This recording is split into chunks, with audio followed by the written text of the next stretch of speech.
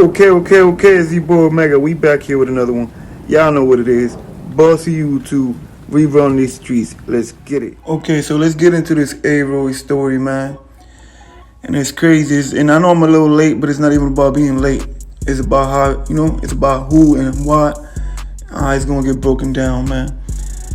And I sat on it, man. And if sometimes doing this YouTube shit feels like, even though you're not on the streets no more, just having to see shit like this and reliving this shit that brings shit back, you know what I'm saying? So it's like, I try to put myself in every single person's in that situation's shoes and try to feel and understand and try to come up with the best thought and the best process of the whole situation, right? So, first of all, it happens in the hood all the time. Just because we're looking from the outside in doesn't mean that everybody in Oblock is tight and everybody's all lovey-dovey and there's no beef in Oblock. This shit happens in Oblock all the time. This shit happens in every hood all the time.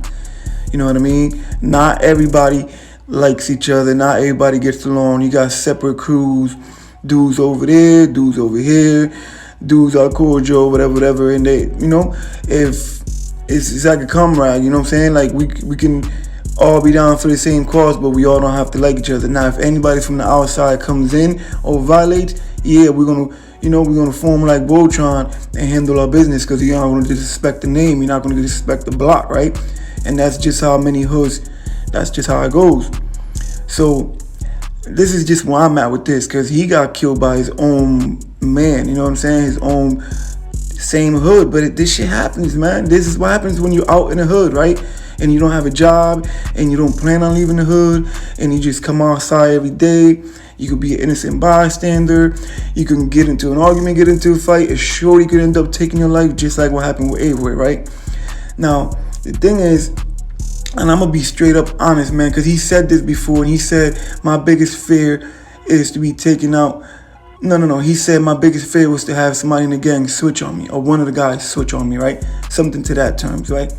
So I'm gonna be honest, man. Ain't no man gonna take an ass whooping the way that man was taking an ass whooping and just get up and keep it moving.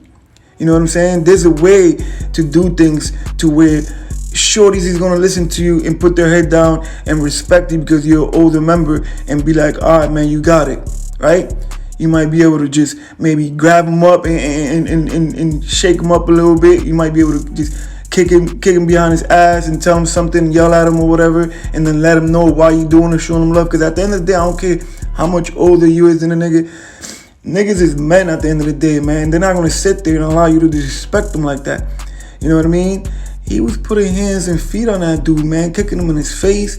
So at the end of the day, where was his love? You know what I'm saying? Yeah, I think he kind of went wrong with that one right there. You know what I mean? Because it's like, these shorties ain't playing. They ain't gonna allow you to just disrespect them like that, even though we members. But at the end of the day, come on, man, you can only go but so far. So it's like, how far do you go? Are you gonna embarrass this kid like that? Having him on a 4 Nelson, kicking him in the face, you know what I'm saying, in front of the whole hood? You know what I'm saying? It's not easy to take an L like that, unless, maybe Shorty should have came back up and pulled it out, pistol whipped him, shot him in the legs, something. Maybe that could have been a little different, and then then it would have been a war, you know what I mean? And then what? Then it would have been having to find a way to squash it or whatever, and it could have turned out ugly anyways. But then the thing is, how far do you go? You know what I mean? Do you not shoot the dude because he whooped you like that, and then you gotta walk around and watch that video, and you gotta walk around and hear it all the time that you this dude's son because of the way he sunned you in front of everybody? I don't see no living man taking an ass whooping in the hood that bad and just walking away with that. You know what I'm saying? Without at least getting back, even if it's just getting back with a crazy ass whooping and jumping him back some way somehow. But at the heat of the moment, you got a gun on you, he's doing you in like that. I can see it. It's gonna happen. He's gonna pull out and do what he gotta do. Now, did he have to shoot him that many times in the heat of the moment after taking that ass whipping? I can see and understand why he shot that many times. And it's sad and it's crazy, man, but this is what happens in the hood every day. You know what I'm saying? Friends turn foes overnight in seconds, in a matter of seconds. You know what I mean? So it's just like, this is what happens when you don't just leave the hood, when you don't get enough money to leave the hood and just get a job and leave that shit alone, man. You know what I mean? Like you could be, like I said before, you could be an innocent bystander and get hit.